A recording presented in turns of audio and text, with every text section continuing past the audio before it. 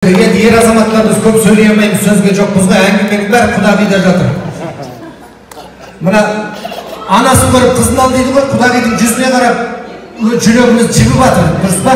Әйтпесе неше түрлі енелерді көріп жатырмыз ғой. Менің енемді көрсеңіздер, мұздай ғой.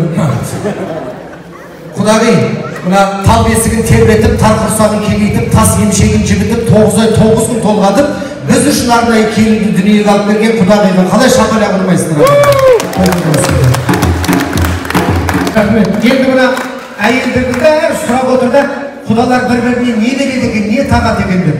Бұл кісілер беретін тағатының бәрін кеше құдалықта, алтында тақты, күмісті, бриллиант, шапан, ошып, ерте кеше құдалықта бүкіл дүниесінің бәрін беріп қойды. Наң olsun сенбесеңіздер. Көп әйелдер сенбейді.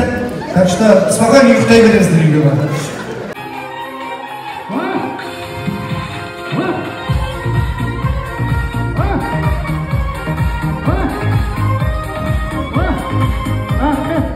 Ойбай әкпеп, түрмеден шыққандай мәз болып келесің.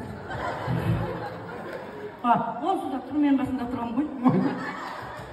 Бәсе паласады кейін olsun. Ойбай, қандай ән? Өле ұмытып қалдым ғой жеткенше. Өле? Бірге бірді қоссаң қанша? Бір болады. Ой! Жайнаған гүлдей құрбым сен жағадан. Келе отырам. Алып кетесіз бе? Бәрін тамам мен. Бопты, рахмет. Болмағанда тойдан қайтсын, арттарыңызға қарамай кетіңіздерші.